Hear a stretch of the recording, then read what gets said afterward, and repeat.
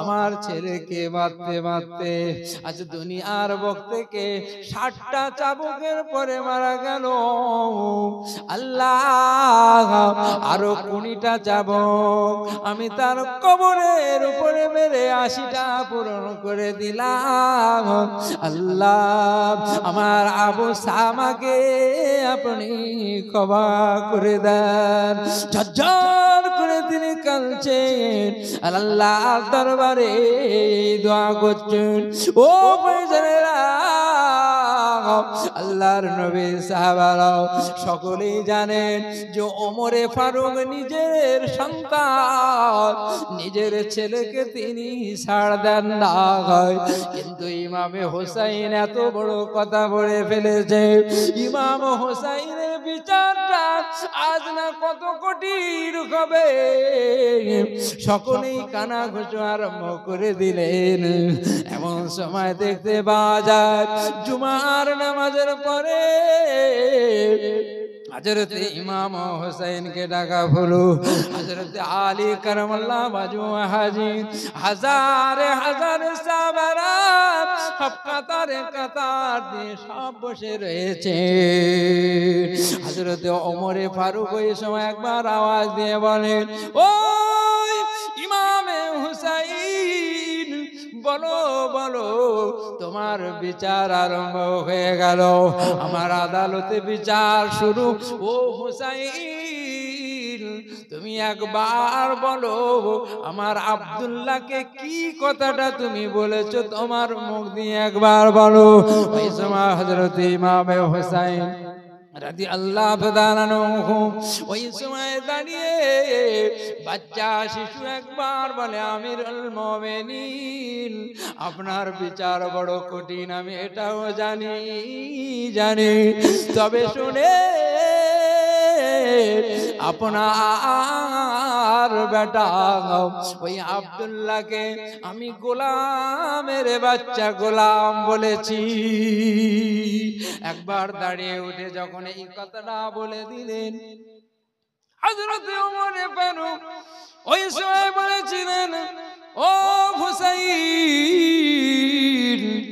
আজ আমার ছেলে আমার কাছে বিচার দিয়েছে, ওর বিচারটা আমি করব, কিন্তু তুমি তাকে গোলামের বেটা গোলাম বলেছো, কোন সূত্রে বলেছো একবার তুমি বলো। ওই সময় হযরত ইমামে হোসেন দাঁড়িয়ে গিয়ে বলে, বাদশা জাহাবানা, আপনার বেটাকে খেলতে খেলতে ঝগড়ার মাধ্যমে গোলামের বেটা গোলাম, গোলামের বাচ্চা গোলাম কেন বলেছে?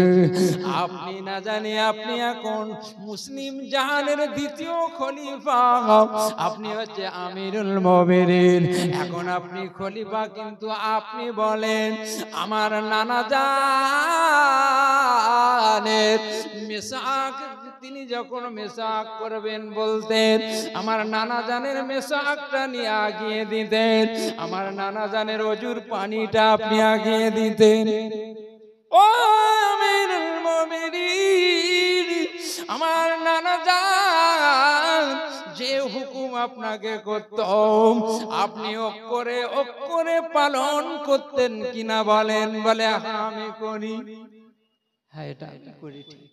তাই জন্য আমি বলেছি গোলামের বেটা গোলাম, আপনি হলেন আমার নানা জানের গোলাম, আর আপনার বেটা আব্দুল্লাহ গোলামের বাচ্চা গোলাম। এ কথা বলার সঙ্গে সঙ্গে হাজারে হাজারে মানুষ সব হতভম্ব হয়ে যায়। হযরত ওমরে ফারুক ওই সময় বলেছিলেন, ও হুসাইন, আমি যে গোলাম, আমার বেটা আজ গোলামের বাচ্চা গোলাম, তুমি যে মুখে উচ্চারণ করে বলে দিয়েছো, ও হুসাইন, একবার ওই লফজ ওই কথাগুলো কি তুমি আমাকে লিখে দিতে পারবে? হুসাইন, তোমার এত বড় সাহস, তুমি এই কথাটা বললে, কিন্তু যে কথাটা তুমি বলেছো আমি গোলামের বাচ্চা গোলাম, তুমি এই কথাটা কি একবার লিখে দিতে পারবে? হ্যাঁ দেন, কাগজ কলম দেন, আমি লিখে দেব। হযরত ইমামে হুসাইন রাদিয়াল্লাহু তাআলা আনহু তিনি বললেন যে তিনি আপনি হচ্ছেন গোলামের, আপনার ছেলে গোলামের বাচ্চা গোলাম। এতে হযরত ইমাম হুসাইন সই করে দিলেন, কাগজটা নিয়ে ঝরঝর করে হযরত ওমরে ফারুক হাজার হাজার মানুষের সামনে বারবার চুমা খাচ্ছেন আর কাঁদছেন। ও রাসূল পাকের সাহাবারা, এই বাচ্চা ইমাম হুসাইন যে কথাটা বলেছে আজ আমার আদালতে, আজ আমার আদালতে এর রায় ঘোষণা হয়ে গেল, ওই কথাটা তিনি সত্য বলেছেন। আর সত্য বলেছেন কিনা আমি তার হাতে নিজে লিখে নিয়েছি। ও রাসূল পাকের সাহাবারা, আমি ওমর যেদিন মারা যাব, দুনিয়ার বুক থেকে চলে যাব, আমি ওমর আমার কাফনের ভিতরে হযরত ইমাম হুসাইনের হাতের ওই লেখাটা, গোলামের বাচ্চা গোলাম, এই লেখাটা আমার কাফনের ভিতরে দিয়ে দিও। ও রাসূল পাকের সাহাবারা, তোমরা আমার কাফনের ভিতরে দেবে। আমি ওমর যদি ধরা পড়ে যাই, আল্লাহর কাছে যদি জবাবদিহি না করতে পারি, আমি খলিফা করে আল্লাহর দরবারে যদি হিসাব না দিতে পারি, আজ তিনি যে গোলামের বাচ্চা গোলাম লিখেছেন, আমি আল্লাহর দরবারে এই চিঠি দ্বারা আল্লাহর দরবার থেকে নাজাত পেয়ে যাব। ও আমার পুত্র আব্দুল্লাহ, তোমার কপালটা আমার আল্লাহ তাআলা ওই একটা কথা গোলামের বাচ্চা গোলাম বলার কারণে তোমার এবং আমার কপাল আল্লাহ বুলন্দ করে দিয়েছে। জোরে বলুন, আর একটু জোরে বলুন সুবহানাল্লাহ। নারে তাকবীর, নারে তাকবীর, নারে রিসালাত, দুরূদ শরীফ। আল্লাহুম্মা, এটা জোরে, ওয়ালা আলি সাইয়্যিদিনা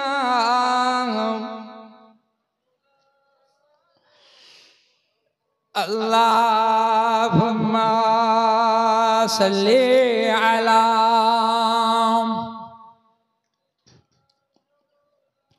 ওয়ালা আলি সাইয়্যিদিনা मुझको पिला दे इश्क का जाम, मुझको पिला दे इश्क का जाम, तू आका और मैं हो गुलाम, तू आका और मैं हो गुलाम। रब के दुलार तुम ही तो हो, रब के दुलार तुम ही तो हो, सबके सगार तुम ही तो हो। आए नबी जितनी दुनिया से सबसे प्यारे तुम ही तो हो, भेजो खुदा ने तुझको सलाम, भेजो खुदा ने तुझको सलाम, तू आका और मैं हो गुलाम, तू आका और मैं हो गुलाम। अल्लाहुम्मा सल्ली अला सय्यिदिना وعلى آل سيدنا مولانا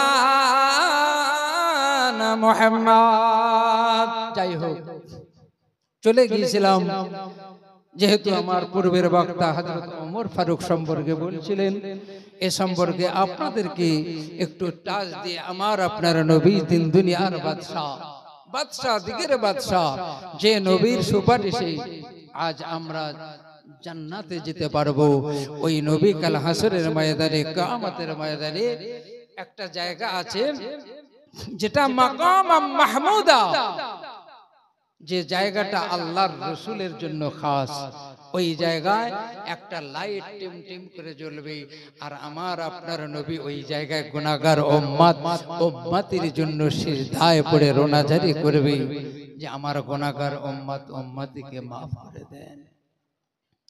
আল্লাহ রসুল আল্লাহ হাবিব মাকামে মাহমুদে সিজদায় পড়ে রোনাজারি করে কাঁদবে, রব্বি আল্লাহ আমার গুনাহগার উম্মতিকে মাফ করে দেন। ওই সময় আমার আল্লাহ পাক রব্বুল আলামিন গুনাহগার উম্মতির মাফ করতে একটু দেরি হয়ে যাবে। আল্লাহ রাসূল আল্লাহ হাবিব আবার সিজদায় পড়ে যাবেন, সিজদায় পড়ে রোনাজারি করবেন, ইয়া রাব্বি হাবলি উম্মতি, ইয়া রাব্বি হাবলি উম্মতি, আমার গুনাহগার উম্মতির কি হবে বাপ। ও আল্লাহ রাসূল ওই সময় হযরতে ইমামে হাসান ইমামে হুসাইন দুই ভাইকে নিয়ে আল্লাহর দরবারে সেদিনে দাঁড়িয়ে যাবে। ও রব্বি আল্লাহ আমার এই দুটো নানা ভাইকে দেখেন, একজন বিষ পান করে দুনিয়ার বুক থেকে চলে গেছে ইমামে হাসান, আর আমার হোসাইন কারবালার প্রান্তরে 72 জন কাফেলা নিয়ে ইমামে হোসাইন আজ নির্মম ভাবে আজ তিনি ফুরাত নদী কুলে আজ নির্মম ভাবে আজকে হত্যা হয়ে দুনিয়ার বুক থেকে আজ আমার এই নানা ভাই ইমামে হোসাইন দুনিয়ার বুক থেকে শহীদ হয়ে গেছে। ও রব্বি আল্লাহ আমার এই দুই নানা ভাইকে হাজির করে দিলাম। আল্লাহ দেখেন, একজন বিষ পান করে দুনিয়ার বুক থেকে বিদায় দিয়েছেন, একজনকে আজকের রক্তাক্ত করে শহীদ করে দিয়েছে কারবালার প্রান্তরে। আমি রাসূল আপনার দরবারে আমার দুই নানা ভাইকে নিয়ে আপনার দরবারে হাজির, আমার গুনাহগার উম্মতিকে মাফ করে দাও। ও ভাইজান, হযরত ইমাম হুসাইন রাদিয়াল্লাহু তাআলা আনহু যখন আল্লাহর দরবারে হাজির করা হবে তখনও পর্যন্ত দেখা যাবে গলা থেকে তরু তাজা খুনগুলো ইমাম হুসাইন হুজুরের গায়েতে তখনও মনে হবে এখনই কারবালার প্রান্ত থেকে এসেছে। ও দিন আল্লাহ পাক রব্বুল আলামিন হযরত ইমাম হাসান হুসাইন দুজনকে নিয়ে যখন সিজদায় পড়ে কাঁদবে আমার আল্লাহ ওই সময় বলবেন ইরফা রাসাকা ইয়া হাবিবি, ও আমার হাবিব মাথা কানা তুলুন, মাথা কানা তুলুন। হযরত ইমাম হাসান ইমাম হুসাইনের তো পাইলে দোয়া করেছো, আমি আল্লাহ আপনার দোয়াকে কবুল করে নিলাম, আর আপনার গুনাহগার উম্মতিকে আমি আল্লাহ মাফ করে দিলাম। জোরে বলেন, আর একটু জোরে বলুন ভাইরা, আওয়াজ জোরে রেখে দিন।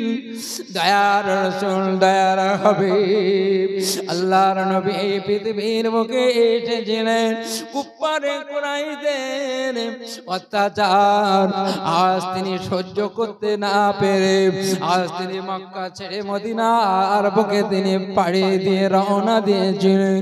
ও দিন আল্লাহর রাসূল যেদিন মক্কা ছেড়ে মদিনার বুকে রাসূল আমার হাজির হয়ে গেলেন, সিদ্দিক আকবর আবু বকর সিদ্দিককে নিয়ে যখনই তিনি মদিনার বুকে রওনা দিলেন ওই সময় আব্দুল্লাহ বিন হুযায়ফা হযরত আবু উবায়দা রাদিয়াল্লাহু তাআলা আমার রাসূল পাকের এত কাছাকাছি মহব্বতের মানুষ হয়ে গিয়েছিল। 12-14 বছর বয়স আল্লাহর রাসূলের পিছনে মসজিদে নববী শরীফে সব সময় রাসূলের সামনে বসে থাকতেন। আল্লাহর রাসূলের পিছে কোনদিন আব্দুল্লাহ বিন হুযায়ফার নামাজ কাজা নাই। আল্লাহ রাসূল আল্লাহ হাবিব সালামটা ফেরানোর পরে পিছনে ঘুরে দেখেন আব্দুল্লাহ বিন হুযায়ফা নাই। ও আবু উবায়দা, আমার আব্দুল্লাহ বিন হুযায়ফাকে আর আজকে আসরের নামাজে কেন দেখতে পেলাম না, জামাতে কেন দেখতে পেলাম না?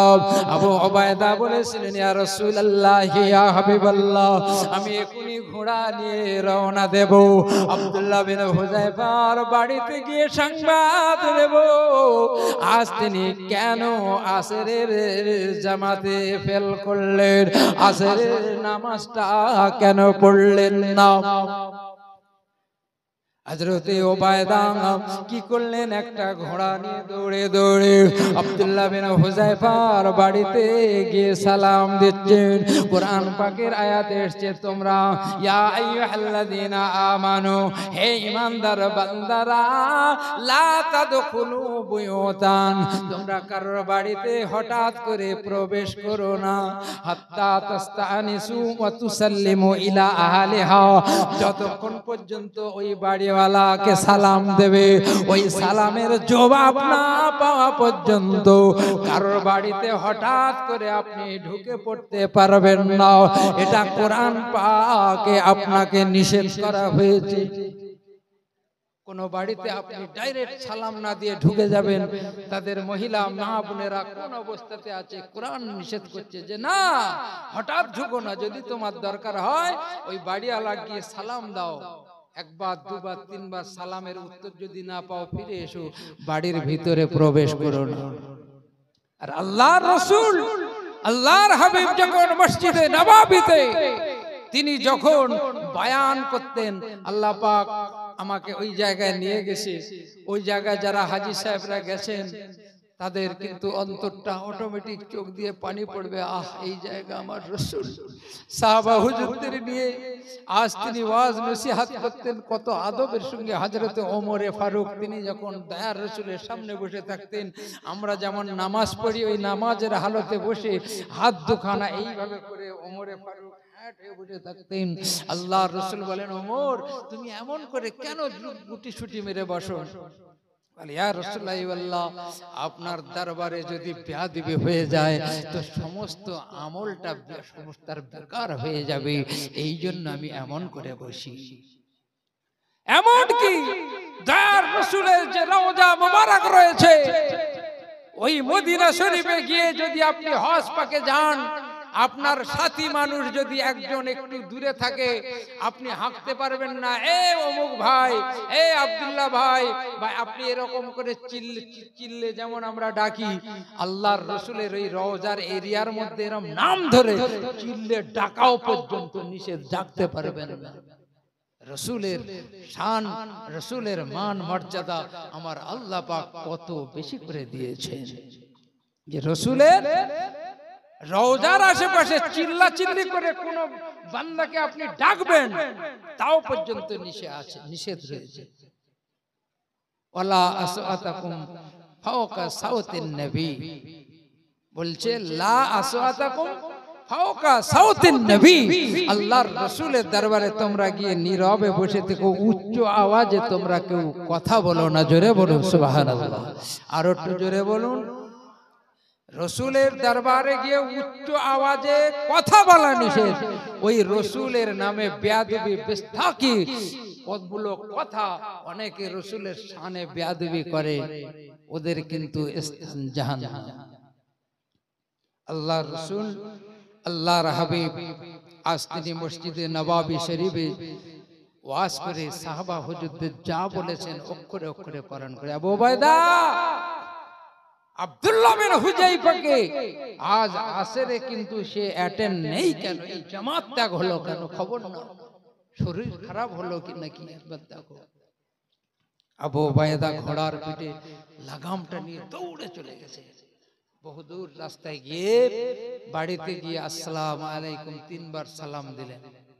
যেহেতু রাসূল নিষেধ করেছে বাড়িতে সরাসরি প্রবেশ করো না, হযরতে আবু উবাইদা গিয়ে সালাম দিলেন। একটা বৃদ্ধা মহিলা লাঠি ঠেকো দিয়ে আব্দুল্লাহ বিন হুযায়ফার মা 70, 80, 90 বছরের মানে বয়স্কা মহিলা, বুড়ি মানুষ, তিনি লাঠিতে ভর দিয়ে দিয়ে আগিয়ে এসে বলছে, বাপ কি খবর বলেন, কাকে চাই? বলছে আব্দুল্লাহ বিন হুযায়ফা আজকে আসরের নামাজ ত্যাগ করেছে, রাসূল খোঁজ করছিল তাই এসেছি। বলে কেন আপনি জানেন না? বলে না। বলে আল্লাহ রাসূল আল্লাহর হাবিবের মসজিদে নববী শরীফে ওয়াজ শুনেছে আমার বেটা, যদি তিনি আজ বিবাহিত অবস্থায় নামাজ পড়ে আল্লাহর দরবারে সব থেকে বেশি গ্রহণযোগ্য হয়।